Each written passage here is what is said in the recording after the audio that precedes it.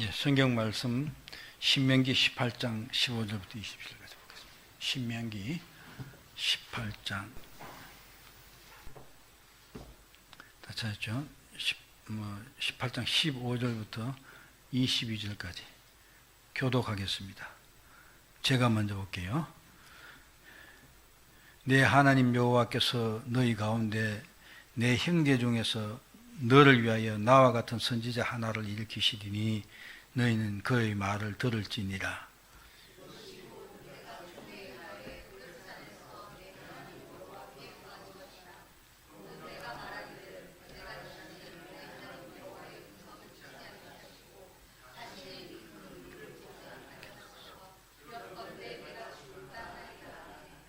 여호와께서 내게 이르시되 그들이 말이 옳도다.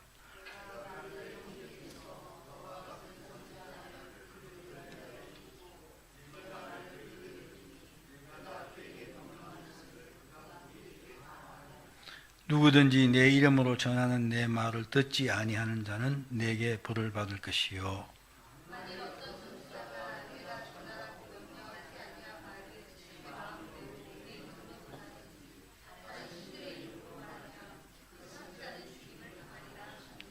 내가 마음속으로 이르기를 그 말이 여호와께서 이르신 말씀인지 우리가 어떻게 알려하리라.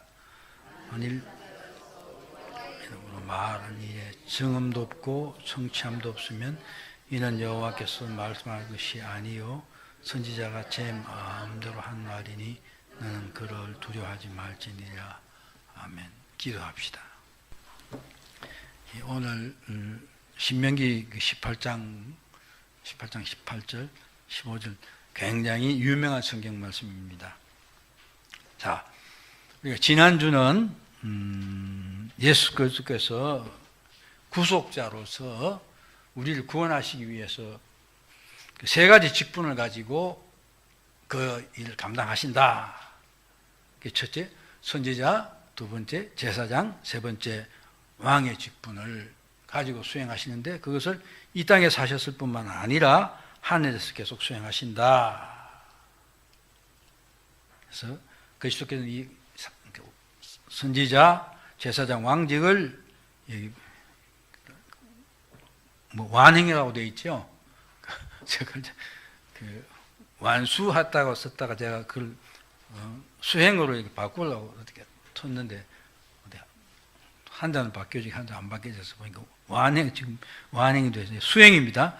삼직을 수행하심으로 우리를 구원하시고 구원의 완성에도 인도하십니다. 또한 이 그리스도의 지체인 교회는 그리스도가 그랬던 것처럼 이 삼직을 참된 교회의 표지인 복음을 선포하는 일과 성례를 시행하는 일, 권징을 바로 시행하는 일을 통해서 충실하게 수행해야 된다. 근데 교회도 이 일을 그러니까 선지자로 제사장 왕으로서 이 일을 감당해야 된다. 그런 데까지 살펴봤습니다. 오늘은 그러면 이 세 가지 직분을 더 구체적으로 첫 번째 선지자 직분 어떻게 하시는가 하는 문제입니다. 문답 봅시다. 그리스도께서 어떻게 선지자 직분을 행하시는가? 그리스도께서는 그의 성령으로 우리의 구원을 위한 하나님의 뜻을 우리에게 나타내심으로 선지자 직분을 수행하신다. 그러니까 예수님께서는 선지자 직분을 수행하는데 예수님 말씀과 또 성령을 통해서 하시는데 바로 우리의 구원을 위한 하나님의 뜻을 우리에게 나타내신다. 알게 주셔서 선지자 직분을 수행한다. 그 말입니다. 그래서 오늘 선지자에 대해서 좀 더 구체적으로 알아보겠습니다. 첫 번째, 선지자는 무엇을 하는 사람인가? 구약에서는 선지자를 세 가지로 불렀습니다. 나비, 로에, 호제. 신약에서는 다 프로페테스라고 되어 있습니다. 구약에서 말하는 나비라는 것은 하나님으로부터 어떤 메시지를 말씀을 받아서 백성들에게 전하도록 하나님으로부터 파송된 사람, 말할 때 나비라고 그랬습니다. 근데 그 중에서도 환상의 형태로 하나님의 계시를 받아 전파하는 사람을 로에 혹은 호재라고 이렇게 또 특별하게 불렀습니다. 신약에서 선지자 프로페테스는 하나님께 받은 말씀을 선포하는 자, 통칭해서 그렇게 말했습니다. 그래서 구약과 신약을 합쳐서 보면 선지자는 환상이나 꿈 혹은 직접인 말씀으로 하나님의 계시를 받아서 그것을 사람들에게 전하는 사람입니다. 그러니까 환상, 꿈, 하나님 말씀, 이것을 하나님께로부터 받아서 사람들에게 전달하는 사람이 선지자다. 그것입니다.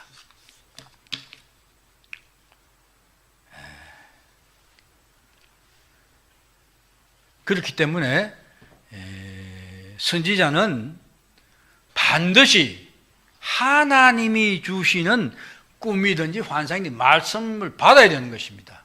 이게 근본 조건입니다. 그래서 그것을 받아서 말로 혹은 우리 구약에는 보면 그걸 이렇게 행동을 하는 경우가 많이 있었죠. 뭐 에레미야도 그랬고 이사야도 그랬고 또 에스겔도 그랬고 호세아는 심지어는 어떻습니까? 그 타락한 여인을 아내로 맞이해서 아들 낳고 하는 자식을 낳고 하는 그런 과정을 통해서 하나님 뜻을 전했다 이것입니다.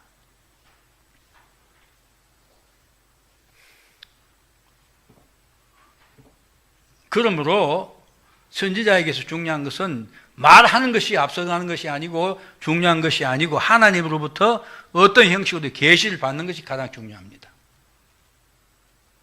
이걸 우리가 확실히 해야 됩니다. 왜?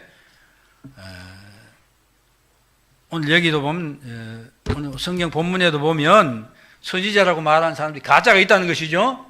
근데 가짜가 있는데 하나님 말을 전했는데 나중에 그게 뭐 성취가 되지 않거나 어떤 경험이 없다. 증거가 나타나지 않았다 이것이. 그럼 가짜다. 오늘 뭐 구약 시대도 그렇지만 오늘도 소위 예언 사역 한다는 사람들이 많이 있습니다. 이게 또 미국에서부터 먼저 시작됐는데 아무튼 한국에도 엄청 많습니다. 제가 전에도 한 이야기 한 것 같은데 제 친구 중에 한 사람은 정말로 신앙이 열심히 대단한 사람이에요. 자기 스스로 말하기를 5,000명을 전도했다는 사람입니다. 아마 그 사람은 그렇게 했을 겁니다. 현역으로 있을 때 저 수소통합병원에서 뭐 귀신 들리나 귀신도 쫓아내고 이런 일도 많이 하고 요즘도 그 아파트 단지에서 애들 모아놓고 영어를 가르쳐요. 그냥 뭐 학교를 채워놓고 뭐 교실을 하는 게 아니라 동네 애들 모아서 사탕 나눠주면서 해가지고 영어로 하면서 그 복음을 전하는 그 영어를 잘하거든요. 그런 일을 합니다. 그런데 이 사람이 참 제가 안타깝게 생각하는 근데 자기는 매일 이런 어떤 문제, 그렇죠? 우리 나라의 문제나 어려운 문제 생기면 매일 이렇게 3시간 일어나서 기도를 하는데 기도를 엄청나게 오래 하는 거예요. 예수님이 자기 앞에 오선대요. 그럼 이제 물어보는 거예요. 예수님, 이거 지금 남북회담 한다는데 이게 어떻게 될까요? 그럼 예수님께 답을 주신다는 거예요. 그래서 그걸 자꾸 올려요. 근데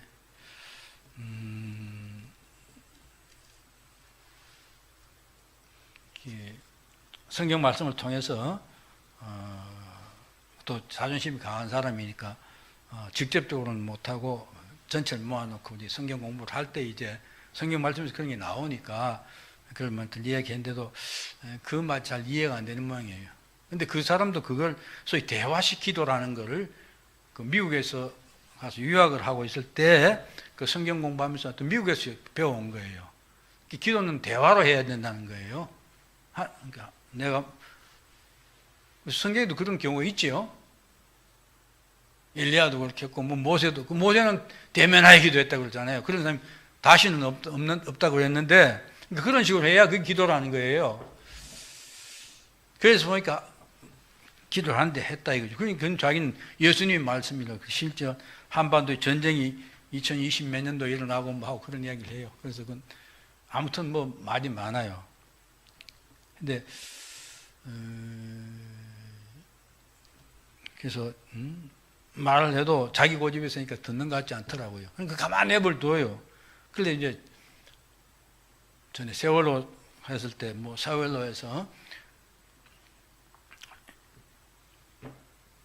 12명이 휴거를 했다는 거예요.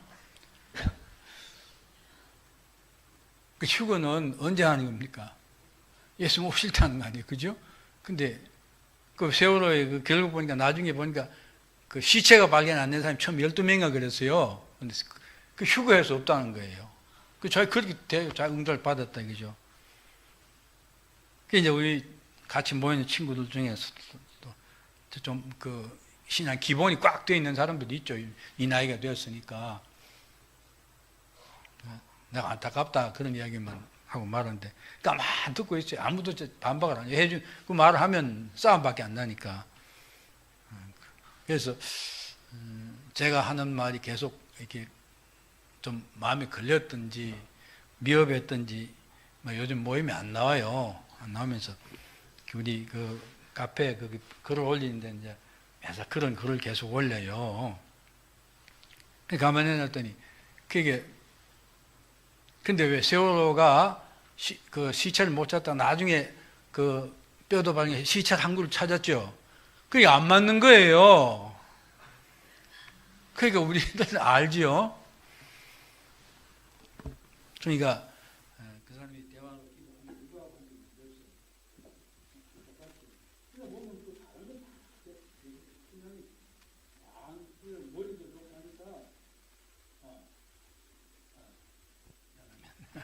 제가 눌려서 껐네요. 제가 신뢰하지 못해서 그런 것 같습니다. 아무튼 그렇습니다. 근데 너무 많아요, 지금. 지금요? 지금 뭐,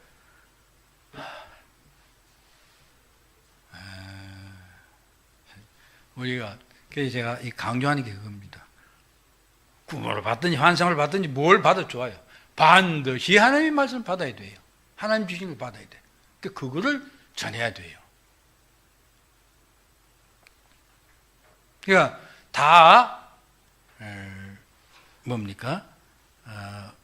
예언사역 한다는 사람도 다 승리이 있다. 그러면서 뭐 어디 미국 사람이 뭐 대한민국은 어떻게 될 것이고 하고 또 보면 뭐 요새 그 유튜브에 막 올라오잖아요. 뭐 한반도에 대한 우리나라에 대한 뭐 예언자들에 해가지고 뭐 우리나라가 중국도 지배하고 중국은 나중에 쪼개져가 뭐 요만큼 되고 뭐 어떻게 일본도 되고 대한민국이 세계를 지배하고 뭐 세계 네 번째가 된다나 세 번째가 된다나 하는 하여튼 그런 소리들 막 해대요.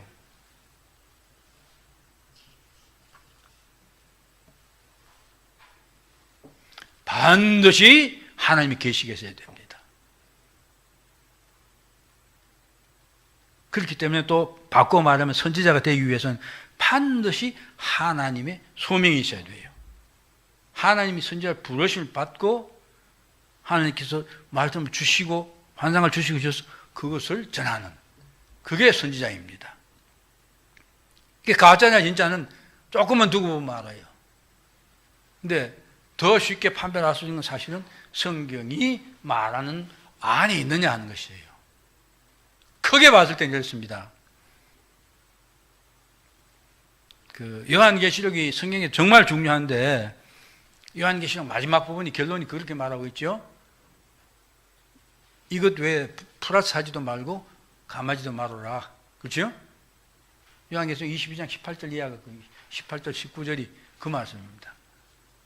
더하거나 빼는 사람은 한마디로 말하면 하나님께서 그 재앙들을 더하는 사람은 그걸 다 준다는 그 지옥 간다는 이야기죠. 또 빼는 사람은 하나님께 거기 약속한 축복들을 그 다음에 안 준다 그러죠. 그 지옥 간다는 이야기예요. 가짜니까. 성경이 그렇게 결론을 맺고 있어요. 얼마나 중요한 얘기입니까? 그런데 겁도 없이 막 갖다 붙이는 거예요. 예? 왜? 우리 계획주의 신앙이 고백한 것처럼 성경은 이미 우리가 그 장로교에서는 성경을 고백할 때 앞서도 우리가 했지만은 성경 그 자체로 우리의 구원과 우리들이 신앙인으로 살아가는 모든 기준이 다 포함되어 있다는 것이에요. 완성되어 있다는 것입니다. 그러니까 만약에 성경 외의 것을 알라 했어도 안 돼요. 사실은요.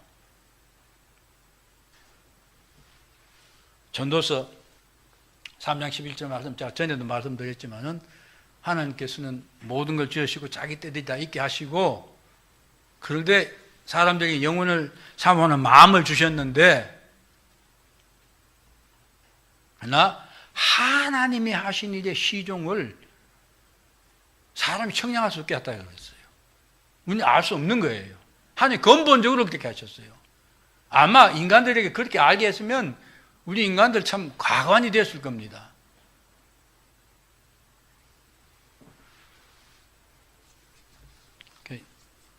여러분들도 절대로 그런데 현혹되지 마십시오. 정말 중요합니다.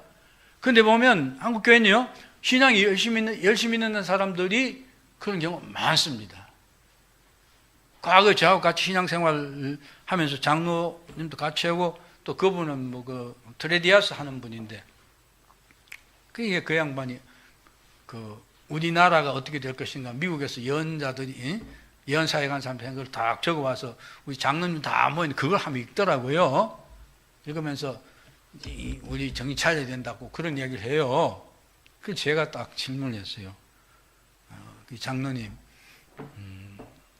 지금 성경 주신 거 부족합니까? 그랬어요. 성경 주신 거 부족하냐?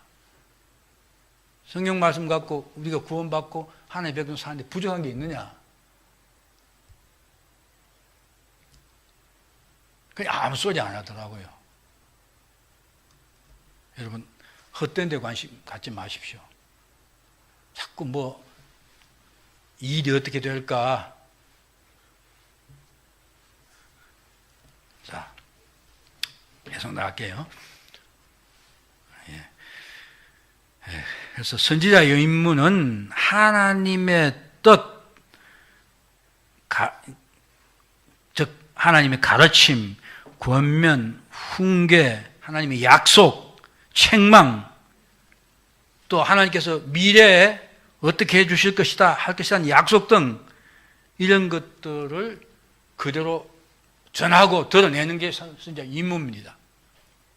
그런데 이 임무를 인간들의 과도한 호기심이나 욕심이나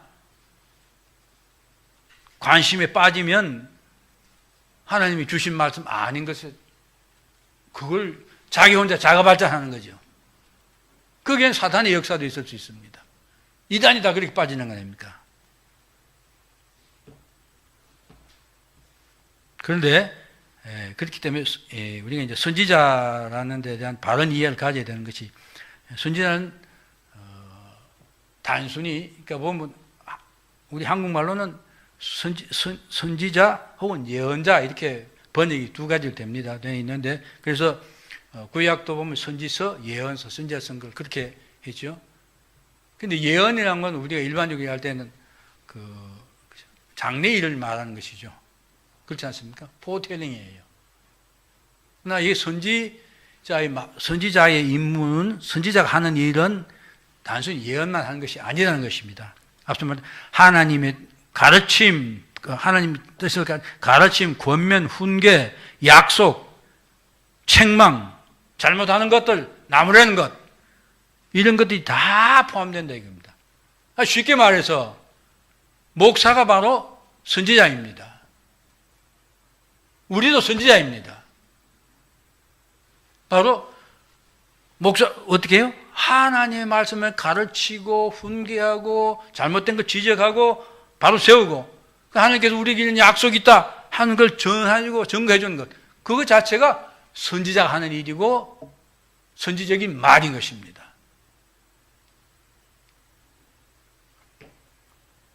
그래서 얘기하셨으나 또 선지자는 단순히 예언만 하는 것이 아니라 하나님의 뜻을 백성에게 계시해 주고, 성경이 하나님 뜻을 우리에게 가르쳐 주는 거예요. 그러니까 이것을 제대로 가르쳐 주고 율법을 해석해 주고, 또 이것도 마찬가지죠. 하나님의 말씀을 우리를 해석해 주고, 하나님의 백성들이 죄에 대하여 대항해 싸울 수 있도록 일깨워 주고,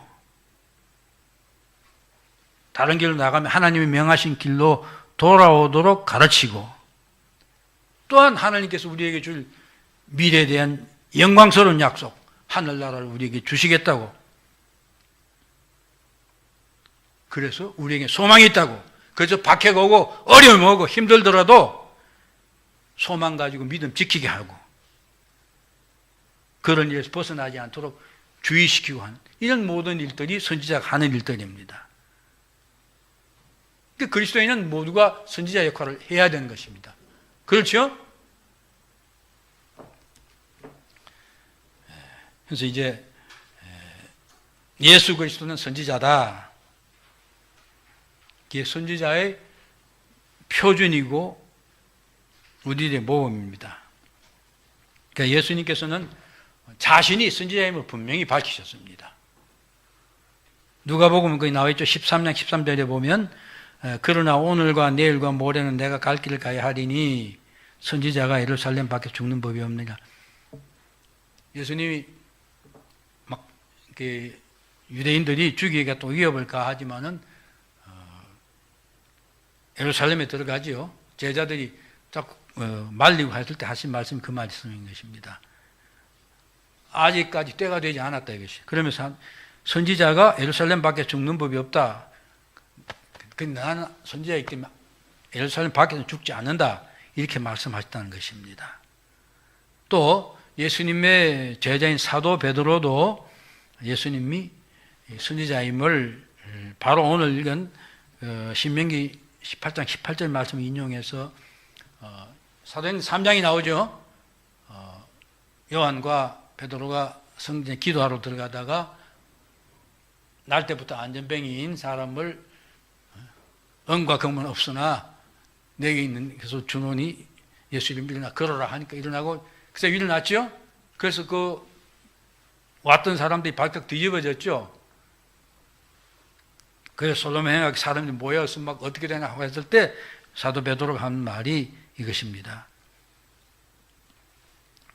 모세가 말하되 주 하나님이 너희를 위하여 너희 형제 가운데 나 같은 선지자 하나를 세울 것이니 너희가 무엇이든지 그의 모든 말을 들을 것이라. 누구든지 그 선지자의 말을 듣지 아니한 자는 백성 중에서 멸망받으리라. 오늘 읽은 말씀 중에 나오는 말이죠. 또한 그러면서 이제 또 하나 더 붙였는데 사무엘 때부터 이어 말한 모든 선지자도 이때를 가리켜 말하였느니라. 그 여기 근본적으로 18장에 말하는 그 선지자는 메시아를 말하는 것입니다.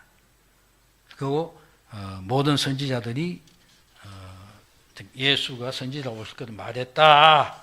이렇게 정언을 한 것입니다. 또한 선지자로서 예수님은 그분이 하신 일 속에서도 잘 드러납니다. 예수님은 하나님께 들은 말씀을 전가했다. 요한복음 8장 28절, 26절 마지막 보면 내가 그에게 들은 것을 세상에 말하노라. 또 예수님께서는 장래에 있을 종말에 관한 이야기, 그다음 예루살렘 멸망에 관한 그런 말씀도 하셨고 예수님은 구원이 있게 말씀하셨다. 마가복음 7장 29절, 마태복음 그렇게 말합니다. 또한 예수님이 행하신 여러 가지 권능은 바로 그분이 말한 것을 증언하고 확정했습니다.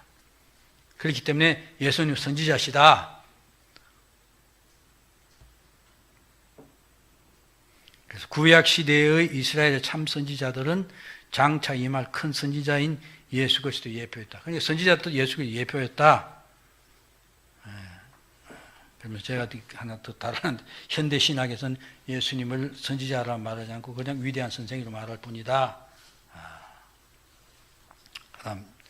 그럼 그리스도께서 선지자로서 어떻게 일하시는가 좀 세부적으로 이렇게 나눠놨습니다. 성육식 이전에는 천사들을 통한 특별 계시로 또 계시의 영으로 임했던 선지자의 교훈으로, 즉 선지자 교훈으로 베드로전서 1장 10절 11절에 이렇게 말하고 있습니다. 일하셨고 또 하나님의 백성들의 성도들에게는 영적인 깨달음을 주심으로 일하셨다. 구약 시대는 우리가 아는 대로 이 부분은 우리 확실히 황 목사님이 교육받아서 알죠. 구약 시대의 모든 절기나 제사나 이런 모든 것들이 예수 그리스도를 예표하고 있다 하는 것을 우리가 배워서 알고 있습니다. 또한 이스라엘 민족들을 인도하심으로 또 잠언서에는 잠언서 8장이죠. 지혜가 나 이렇게 의인화해서 말합니다. 즉 지혜를 통해서 예수님이 가르치셨다 그것입니다. 이 땅의 성육신 이후에서는 교훈, 그다음 이적, 또 오늘까지도 계속되는 설교자들의 사역을 통해서 또 내주하신 성령으로 조명하시고 감화를 주셔서 사역하시는 것입니다. 예수님의 사역하시는 것이죠. 그래서 그리스도의 가르침은 언어적이고 실제적이다. 말로 전달하고 또 성육신하시고 보존의 삶을 통해서 그대로 나타내셨다. 그 모두가 선지자적인 행위다 그것입니다. 그 다음 직접적이고 간접적인 방법으로 하셨다. 구약시대는 천사를 통하여 성육신 외에는 자신의 교훈과 행동의 모범을 통해서 선지자로서의 일을 하셨고 또 간접적으로는 구약의 선지자들과 신약의 사도들의 교훈을 통해 즉 제3자를 통해서 하셨다. 또 더 나아가서는 우리 모두죠. 복음사역자들 도구를 하여 또한 우리들 안에 가신 성령을 통해서 사역하십니다. 그것이 다 선지자로서의 활동이다 이것입니다. 다시 보면 구체적으로 보면 직접 말씀을 통하여 선지자 직분을 감당하셨다. 예수님의 그 요한복음 10장 8절 기도에도 그렇게 확실히 보여주고 있습니다.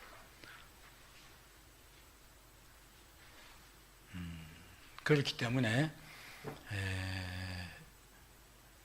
그리스도인 지체인 교회가 우리 교회가 선지자적인 사명을 감당하려면 말씀이 왕성하게 전거되고 전파된 역사가 있어야 된다. 그런 면에서 우리 교회는 정말 복된 교회입니다. 우선 이 안에서 그렇죠? 하나님의 말씀이 바로 열심히 풍성하게 전거되어야 됩니다. 그 다음 그 전거를 그를 통해서 하나님의 말씀을 가진 우리들이 나가서 왕성하게 전해야 됩니다. 그게 교회가 선지자적인 직분을 잘 감당하는 길입니다. 만약에 이 안에서는 풍성한데 나가서는 없다면 그건 병든 교회죠. 우리 교회 그렇게 되어서는 안 됩니다. 우리 들은 대로 말씀 받은 대로 나가서 열심히 전해야 됩니다. 저와 여러분도 선지자를 확실히 인식해야죠. 성령의 역사를 통하여 선지자 직분을 수행하신다. 성경을 주시고 또 성령이 우리 안에 거하시면서 우리로 하여금 선지자 사역을 하신다. 예수님은 선지자로서의 행동으로 모범을 보이셨다. 사랑의 행동으로 우리들에게 희생의 사랑을 베푸셨습니다. 예수님은 단순히 사랑만 베푸신 게 아니라 공의의 행동도 보여주셨습니다. 잘못한 걸 바리새인들이나 유대인들이 잘못한 것은 화 있을진저 하며 저주를 하면서도 구중하시고 하셨습니다. 또 가나마다 잡혀온 여인에게는 공의를 가르쳐주고 사랑을 베푸셨습니다.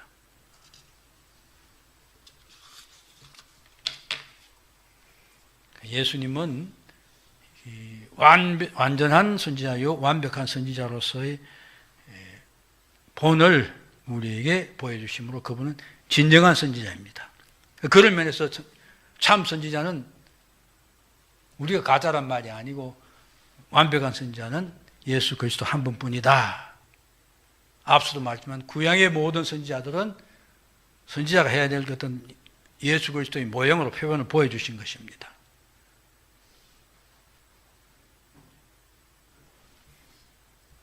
그분은 지금도 우리들을 권고하시고 위로하시고 경계하시면서 우리들 하여금 선지자로 살아가도록 하나님의 백성 살아가도록 인도해 가십니다. 저와 여러분이 해야 될 것은 그 예수 그리스도를 본받아서 선지자 역할을 제대로 감당하는 것입니다. 우리 교회가 또한 그렇게 돼야 됩니다.